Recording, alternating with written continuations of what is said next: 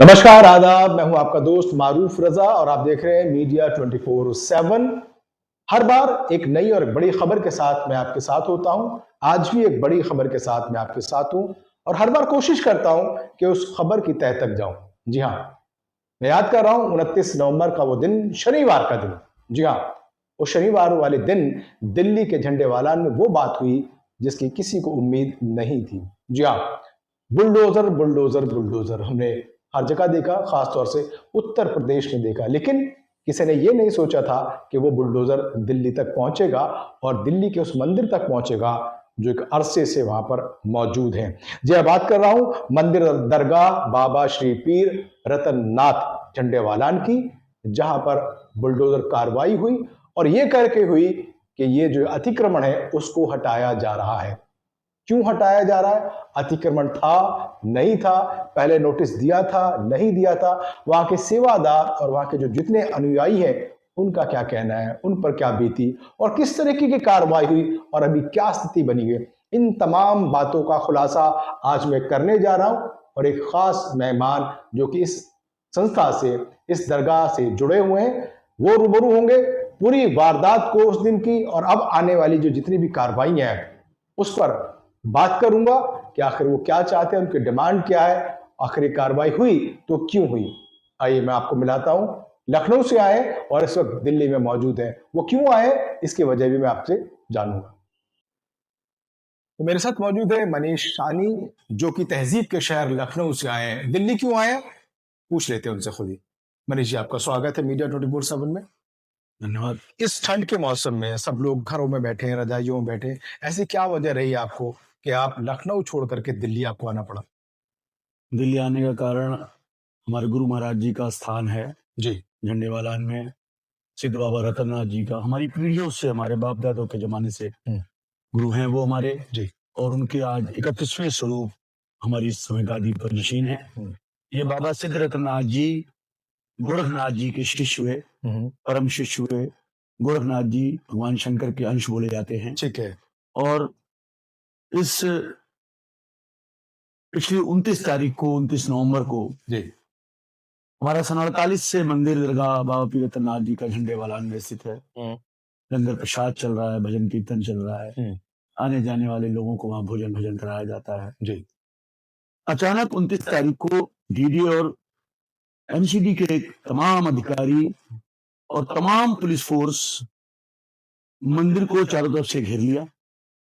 ऐसा लगता था जैसे किसी अराजक स्थान पर कोई अराजकता हो रही है। अच्छा। एक मंदिर को ऐसे घेर लिया, युद्ध की छाप में पड़ेगा। अच्छा। और पुलिस इस प्रकार का व्यवहार कर रही थी वहां, और इस प्रकार के अधिकारी व्यवहार कर रहे थे जैसे वो एक धार्मिक हटाने भी आए थे, तो धार्मिक स्थल से हटाने नहीं आए थे, जैसे किसी एक आपराधिक स्थल से हटाने का कार्रवाई करने आए हों। अच्छा। इस तरह का व्यवहार था। मनीष जी, मैं और मेरे दर्शक जानना चाहते हैं कि क्या इस कार्रवाई से पहले कोई कानूनी दस्तावेज, कोई नोटिस, किसी तरीके की इंफॉर्मेशन आप तक, आपके दूसरे सेवादारों तक या संस्था के किसी व्यक्ति तक पहुंचा? कोई नहीं। हम लोग सन 48 से वहां गुरु महाराज जी बैठे हुए हैं जी। गुरु स्थान बना हुआ है और हमें डीडीए ने ये जमीन 1973 में लिखा पढ़ी में लीज पर दी। अच्छा। और वो लीज आज भी जारी है। 100 साल की लीज थी, 2073 तक वो वैलिड है। अच्छा। कोई लीज कैंसिल नहीं हुई और हमें कोई नोटिस मंदिर को आज तक डीडीए ने नहीं दिया है कि आपके पास कोई जमीन ऐसी है जिसपे आपने काबिज है, वो आपकी नहीं है।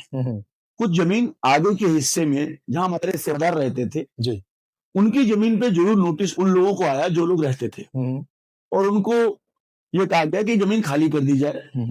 लेकिन उसके साथ भी हमको उन्होंने एक पत्र दिया था डीडीए ने कि वो जमीन खाली होगी तो पुरानी नियम शर्तों पे वो जमीन भी हम आपको दे देंगे। ठीक है। चलिए उसको छोड़िए, वो हमें उन्होंने एक आश्वासन दिया था, एक शर्त दी थी कि दे देंगे, नहीं दे रहे कोई बात नहीं। 3803 गज जगह जो डीडीए ने हमें अलॉट की हुई है जी, उसमें से 1460 गज में हमारा मंदिर बना हुआ है। बाकी की जगह मंदिर या सारे जो भी होता है उसके आसपास जगह इसलिए खाली की जाती है, कुछ पेड़ पौधे लगाए जाते हैं, कुछ दीदी, ठीक है, कुछ पुष्प लगाए जाते हैं, कुछ लंगर प्रसाद की जगह छोड़ी जाती है। ठीक है। इवेंट हमारा बिजली का जो रूम था यहाँ पर हमारा बिजली का सारा वो लगा हुआ सिस्टम, उसको भी गिरा दिया। अच्छा। और मंदिर के अंदर अंधेरा हो गया और 15 घंटे मंदिर में अंधेरे में भगवान की आरतियां हुई टार्च में, और भगवान का भोग के नियम सब बाधित हो गए और किसी को अंदर नहीं दिया था, अंदर पता ही लग रहा था क्या हो रहा है। अंदर जो 15-20 लोग सेवादार मौजूद थे बस मौजूद थे। लेकिन आपको क्या लगता है कि किस वजह से कार्रवाई की गई, क्यों? क्योंकि जाहिर सी बात है वो मंदिर बिल्कुल ऑन द रोड है, बिल्कुल झंडे वालान पे, अक्सर हमारा भी आना जाना होता है तो दिखाई देता है। क्या इसके अलावा भी कोई और दूसरी शक्ल हो सकती थी ताकि ये जो डैमेज हुआ, ये जो नुकसान हुआ और जो वहाँ के अनुयायी है वो पूरी तरीके से जो यूं कहूं कि हर्ट हुए, इसके अलावा कोई और वजह हो सकती थी? देखिए, डीडीओ और एमसीडी से हमने बार बार पूछा, हमारे लोगों ने, हम लोग तो थे नहीं उस दिन यहाँ जी, हम तो 30 तारीख को आए जी, हम लोग 29 को 30 को जी। एक सवाल अच्छा, हमारे बाबा जी ने मना कर दिया। विदेश में भी हैं, जर्मनी में, ऑस्ट्रेलिया में, कनाडा में। अच्छा। भी हमारे सब सेवादार जाके मंदिर है, वहां से हमने हमारे गुरु महाराज जी ने कहा मंदिर की जगह को ले नहीं पाएगा, इसलिए आप लोग यहाँ ना आए। महाराज जी ने इसलिए कहा कि यहाँ कोई वायलेशन हो जाए, सब तरह घटना हो जाएगी, कोई खून खराबा ना हो, अहिंसक प्रदर्शन ना हो जाए। कर भी सकते थे लोग, भावनाएं देखते आस्था जो होती है ना वो जाहिर सी बात है। कुछ भी करा सकती है। और उसके बाद जब भी डीडी और एमसीडी से पूछा गया, पुलिस से पूछा, तो हमें कुछ नहीं मालूम है, हमें तो इसको तोड़ना है। अच्छा। हमें इसको खाली कराना है और ये स्थान जो है हमको चाहिए है। अच्छा, आप कभी सोच सकते थे या आपके जो बाकी दूसरे सेवादार हैं या जो आपके पीर जो अभी मौजूद हैं वो सोच सकते थे कि कभी ऐसी कार्रवाई आप पर भी हो सकती है? नहीं, ये कभी इल्म ही नहीं था, कोई कभी नहीं सोचा था, कभी इस तरह की कोई नोटिस ही नहीं आई हमारे पास। तो अरे भाई कैसे नोटिस आए तो आदमी कुछ कोर्ट जाएगा, कचहरी जाएगा। हम फिर भी जो लीज हमारे पास थी उस लीज को परमानेंट कराने के लिए, जिसमें कुछ हिस्सा जो खाली था उस पर निर्माण के लिए कि उस पर स्थायी निर्माण कर लें, बाउंड्री वाल कर लें, ग्रीनरी ही लगानी, मान लिया कहते पेड़ ही लगाना हो तो पहले उसकी बाउंड्री वाली आपको फेंसिंग करेंगे ना, वरना पेड़ लगा दिया जाएगा, खा जाएगा, ठीक बात है, खत्म हो जाएगा, फायदा क्या होगा। लेकिन हम कई उसके लिए कोर्ट भी गए हुए हैं कि हमारे को भी बाउंड्री वाल करने दिया, अनुमति नहीं मिली कोर्ट से, डीडीओ को बार बार पत्र दिया, उन्होंने भी अनुमति नहीं दी, तो इसलिए वो जगह खाली पड़ी हुई थी। ठीक है, खाली इन सेंस की उसकी चारों तरफ से बाउंड्री थी लेकिन वो बाउंड्री खुली हुई नहीं थी। ठीक है, तो पेड़ पौधों को साथ चाहिए। जी जी। तो हम सब कहते थे हमें ऐसा नए सिरे से बनाने, काफी पुरानी गिर भी सकती है, लेकिन कभी उन्होंने इसकी अनुमति नहीं दी। और अचानक आए कहकर ये आए कि हम वो जो घर हैं वो तोड़ना है इनको, तो लोगों ने साहस कहा भी कोई बात नहीं, आप अपनी जगह पे कर लो। नहीं, मंदिर दरगाह की कोई बात नहीं, मंदिर दरगाह की कोई बात नहीं। अच्छा ना उन्होंने कहा कि मैं दरगाह मंदिर, देखिए कुछ ऐसा कंफ्यूजन तो नहीं था क्योंकि मंदिर के साथ दरगाह और पीर शब्द जैसे जुड़े, क्या कहीं कुछ कंफ्यूजन था डीडीए को या एमसीडी को? सर हो सकता है, लेकिन आप मुझे बताओ कि हम शिवरात्रि का मेला करते हैं, हम 14 का मेला करते हैं, हम और मेले करते हैं, सरकार से अनुमति लेते हैं, पुलिस को देते हैं, थाने पर देते हैं, सब जगह तो देते हैं। ठीक है, फिर वो मंदिर की पूजा अर्चना चलती है वहाँ सामने से लोगों को, कैसे हम मान लें। और मैं कहता हूँ पीर ही शब्द लगा हुआ है, दरगाह शब्द ही लगा हुआ है। दरगाह और पीर के बारे में कोई क्या जानता है? ये मुस्लिम शब्द है क्या?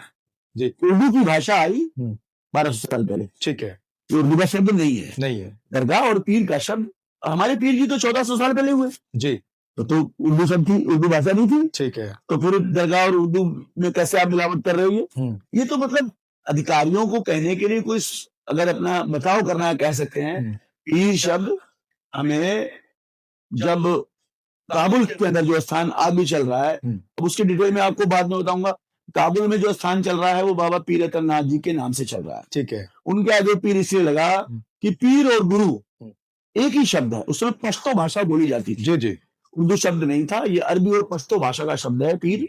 और तो वहां जो भी लोग आते थे, कोई गुरु जी बोलता था, कोई भगवान बोलता था, कोई पीर बोलता था, ठीक है। हिंदू मुस्लिम एक साझी विरासत उसमें चलती थी, साझा व्यवहार था। यानी इस पीर जो दरगाह है, मंदिर दरगाह, यहाँ पर भी क्या आप कहते हैं कि आपके मजहब के अलावा दूसरे धर्मों के, दूसरे संप्रदाय के लोग भी आते हैं? अब नहीं आते हैं। अच्छा, वो बंटवारा हो गया, उसके बाद वहां पर उन्होंने कहा कि हिंदू और मुस्लिम दोनों लोगों ने उसकी दावेदारी की, तो बाबा रतननाथ जी ने 2 बांट दिए। अच्छा, आधा चारबाग में, जलालाबाद में, गजनी में और काबुल में जाएंगे, तो एक तरफ मंदिर बना हुआ है और एक तरफ क्या नाम है पीर की मजार भी बनी हुई है, ठीक है। दोनों लोग अलग अलग जगह अपनी पूजा अर्चना करने लगे। पीर जी ये कहा, पीर जी ने कि आपस में झगड़ो मत। अच्छा, क्योंकि वो अहिंसावादी थे। जाहिर सी बात। उन्होंने कहा कि आपस में लड़ो मत, नहीं, कोई भी धर्म हिंसा को नहीं बढ़ावा देता, दोनों लोग बांट लीजिए। तो वो कमली जो पहनते थे, जिस कमली की महानता हिंदुस्तान की पूरी, इसका महत्व तो पूरा कमली में छुपा हुआ है जी। उन्होंने वो कमली आधी बांट दी, आधी कमली कर दी, आधी मुस्लिम भाई, आधे हिंदू भाई। और उस कमली की करामात मैं आपको एक छोटी सी बताता हूँ। जब जमाली और कमाली ने ये कहा कि मैं आपको अटक दरिया पार नहीं कराऊंगा जी, और उसने कहा कि मुझे आपसे पैसा चाहिए, तो उन्होंने कहा मैं तो सन्यासी, मेरे पैसा नहीं है। ठीक है, अपनी कमली की छाट कर उसके ऊपर बैठ करके अटक दरिया पार किया। ये हमारा गोरखनाथ जी का ग्रंथावली भी बोलती है और आपकी कुरान भी बोलती है जी। ये मुस्लिम भाइयों की कुरान है, इसके अंदर भी इसका वर्णन है। अच्छा, ये इतना बड़ा मामला हो गया, इसके बाद क्या किसी राजनीतिक व्यक्ति ने या किसी राजनेता ने आपके समर्थन में कोई बयान दिया, कोई ज्ञापन दिया या विरोध किया?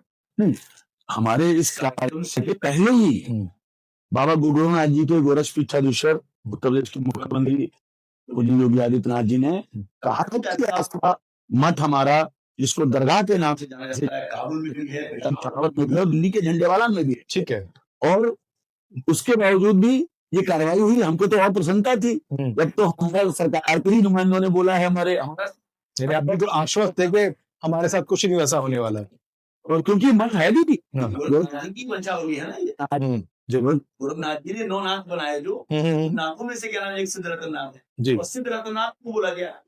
ये सिद्ध रतन इसलिए बोला गया, आज भी संसार में अनुयायियों का मानना है कि सिद्ध रतननाथ जी हैं, जो शुद्ध हो जाते हैं, कभी जाते नहीं है संसार से। ठीक बात है। आपने एक बात ये भी मेरे सामने कही थी कि शंकराचार्य मुक्तेश्वर नाथ जी ने भी इसकी पूरी वारदात की जो है, इस मामले की जो है वो भर्त्सना की थी, निंदा की थी जी। उसी दिन 29 तारीख को किसी सूत्रों से पता तो उन्होंने इस पर निंदा की कि इस तरह से किसी भी संप्रदाय के मंदिर को, नाथ संप्रदाय का मंदिर है, उसको तोड़ा जाना बहुत ही निंदनीय है। और ये खासकर आज की हिंदूवादी सरकार, जिसको जो सरकार बोलती है कि हिंदुओं की सरकार है, हम हिंदुत्व की सरकार जी, हम सनातन की सरकार, उस सरकार में आर्थिक कार्रवाई न कोई जानता थी, न होनी थी। शंकराचार्य ने कहा, और उसके बाद सदन में, राज्यसभा के अंदर भी अजय माकन जी ने भी इस विषय को उठाया। हमारे तमाम जितने स्थान हैं, उन स्थानों पर भी लगातार शांति प्रदर्शन, भगवान राम का नाम लेकर प्रदर्शन होगा, कोई किसी तरह की जिंदाबाद मुर्दाबाद। और उस दिन भी तमाम लोगों ने थोड़ा बहुत किया, लेकिन बाकी सब ने भगवान राम का नाम लेते रहे कि भगवान मदद करो, हमारे स्थान की रक्षा। ठीक है, आगे आपने क्या इसका प्लान तैयार कर क्या सोचना चाह रहे हैं? अभी इस तरह की कार्रवाई है कि आप अब जो है, जो आपके पास जगह बची है वो बची रहे, बनी रहे, आगे और किस तरह की कोई सरकारी कार्रवाई ना हो? देखिए, जो मंदिर का स्थान 1460 में बना हुआ है, वो तो मैं स्पष्ट कह देना चाहता हूँ, भारत के अंदर कोई ले नहीं सकता। लेने का प्रयास करेगा तो उसके लिए बहुत आस्थाएं और अनुयायी क्या कर देंगे, मैं बता नहीं सकता हूँ आपसे। अच्छा, क्योंकि बहुत लोगों की आस्था और बहुत लोगों का, लोग अपना पिता मानते हैं। आमतौर पर हमारे यहाँ उनको पिताजी बोलते हैं, यानी उनकी धार्मिक भावनाएं जो वो और को बुरा होगा तो क्या आप जी जी जी वो देखे हैं?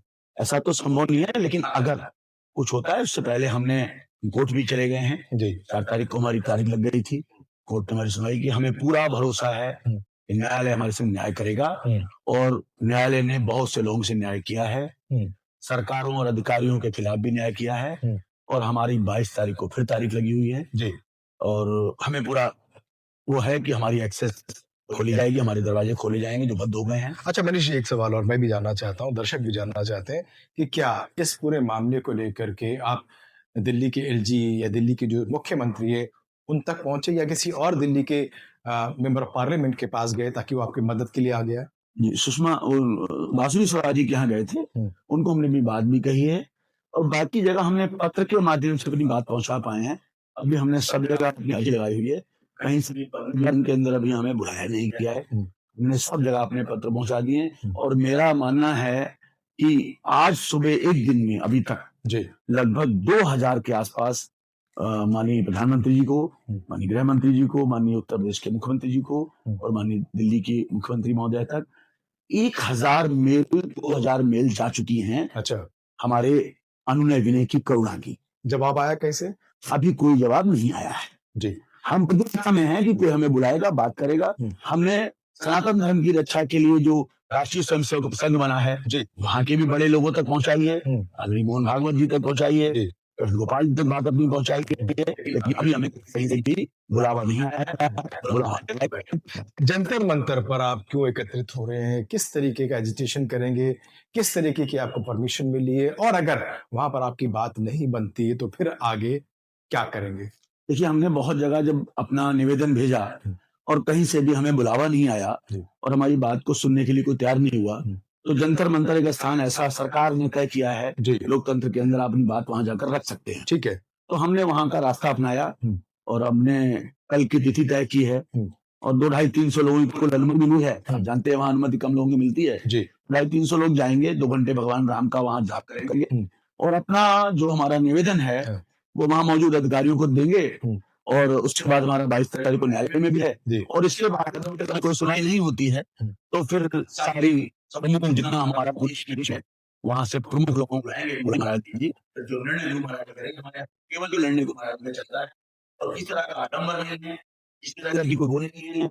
गुरु महाराज जी कहीं जाते नहीं है, कहीं आते नहीं, वही रहते हैं और केवल हरिद्वार उत्तरकाशी तक जाते हैं और वो कोई प्रवचन नहीं करते हैं और किसी तरह का कोई हमारे वीडियोग्राफी नहीं है, कोई फिल्म नहीं है, कोई इस तरह की पिक्चरबाजी नहीं है। अच्छा। और बहुत ही साधारण तरीके से जैसे भगवान राम का और भगवान शंकर का ईश्वरीय स्थान जो भी कह लीजिए आप, सादगी के साथ चलता है। क्या ये जो आपका दरगाह है वो सिर्फ झंडेवालान या दिल्ली में ही है या और भी किसी इलाके में हिंदुस्तान में है? नहीं, 40 स्थानों पर है और लगभग 450 शहरों में देश भर के हमारे अनुयायी रहते हैं और इसके अलावा 4 स्थान अफगानिस्तान में है, काबुल में, गजनी में और जलालाबाद में और चारबाग में और एक स्थान पेशावर में है। ठीक है। आपको मुझे की बात बताऊं, अफगानिस्तान के अंदर तालिबानी सरकार है। जी। और लोग कहते हैं तालिबानी तो क्या है, सनातन के मिल नहीं है। ठीक कह रहे हो। लेकिन मंदिर के नाम से जी साल में 2 बार भगवत कथा होती है वहाँ। अच्छा। और लोग 250 आदमी हमारे सेवादार पाकिस्तान से जाते हैं, पेशावर से कथा करते हैं, सुनते हैं और वहां की सरकार हमारी सुरक्षा करती है। मनीष जी, एक सवाल और, क्योंकि जाहिर सी बात है चोट आपको लगी है, ठेस आपको लगी है तो आहत आप भी हुए, लेकिन जिस तरीके का बिल्कुल माहौल बना हुआ है, कहीं भी मस्जिद, कहीं भी दरगाह, कहीं भी कब्रिस्तान, कहीं भी मंदिर, क्या इसके अलावा हमारे पास और कोई काम नहीं है? देखिए, सरकार को प्रश्नों में तो विकास से संबंधित काम, देश को कैसे आगे बढ़ाना है, शिक्षा पर काम होना चाहिए, स्वास्थ्य पर काम होना चाहिए, यातायात पर काम होना चाहिए। लेकिन होता क्या है कि जब सरकारें धर्म के आधार पर बंटवारे से चलने लगती हैं तो ऐसा लगता है कि यही मेन है। लेकिन क्या कोई धर्म या कोई धार्मिक व्यक्ति इस बात की इजाजत देता है कि हम किसी दूसरे धर्म को आहत करें या किसी दूसरे धर्म के पूजा स्थल को आहत करें? नहीं, ये तो कोई भी धर्म नहीं था। धर्म में तो जो धर्म की जो शिक्षा है वो तो शांति की शिक्षा है, किसी को ठेस ना पहुंचाने की शिक्षा है, सबको संतुलन की शिक्षा है। लेकिन अब ये मैं जानता हूँ कि जो सरकार के नीचे जो अधिकारी भी काम कर रहे हैं, जो ब्यूरोक्रेट्स हैं, मुझे लगता है वो सारा जो कुछ भी खेल कर रहे हैं वो सरकारों के अंदर जाकर के और एक भावनाओं को आपस में लड़ा करके अपनी रोटी सेक रहे हैं। चलिए, बहुत शुक्रिया मनीष जी, आपने तमाम चीजें बड़ी अच्छी तरीके से कही और उम्मीद है कि ये सारा मामला सुलझेगा और कहीं ना कहीं जिस तरीके से आपका जो आस्था का जो स्थल है, जो दरगाह है, जो मंदिर है, वो वापस उसी स्थिति पर पहुंचेगा और फिर से आप लोग, आप जैसे दूसरे सेवादार और अनुयायी वहां जाकर के अपनी आस्था का जो है वो भोग चढ़ा पाएंगे। बहुत शुक्रिया आपका। बहुत धन्यवाद आपका, आपकी शुभकामनाओं के लिए धन्यवाद। हमारे स्थान को हमारी जगह मिल जाए, इतनी हमारी प्रार्थना है। तो दर्शकों, सीधी सी बात है, जो दिक्कत, जो परेशानी, जो चोट मनीष जी को लगी है, ऐसे ही दूसरे लोगों को लगी है और जब भी किसी के धार्मिक स्थल पर ऐसी कोई कार्रवाई होती है तो उनको भी ऐसी ही चोट लगती है। बहुत कुछ करने को है, उस तरफ ध्यान दिया जाए तो ज्यादा बेहतर होगा, विकास की गंगा बहेगी। कभी शिवालय पे जा बैठा तो कभी मस्जिद के गुंबद पर जा बैठा। ये परिंदा है जिसे पता नहीं कि ये इबादत का घर है कि ये पूजा का घर है, उसे तो मालूम है कि ये दोनों ही खुदा के घर हैं। तो इससे जरूरत इस बात की है कि हम सिर्फ उन चीजों को, उन कामों पर ध्यान दें जो हर एक नागरिक के लिए बेहद जरूरी है, इस देश के लिए, इस देश के विकास के लिए, इस देश के हर व्यक्ति के लिए जरूरी है, उस पर ध्यान दें, ताकि ये गंगा जमनी तहजीब जो है वो बची रहे और फिर से हमारा देश जो है वो सोने की चिड़िया बने। फिलहाल इतना ही। मैं फिर मिलूंगा अपनी पूरी टीम के साथ, एक नए मेहमान के साथ और एक नए मुद्दे के साथ। आप रखिए अपना ख्याल और मुझे दीजिए इजाजत। धन्यवाद, नमस्कार, थैंक यू।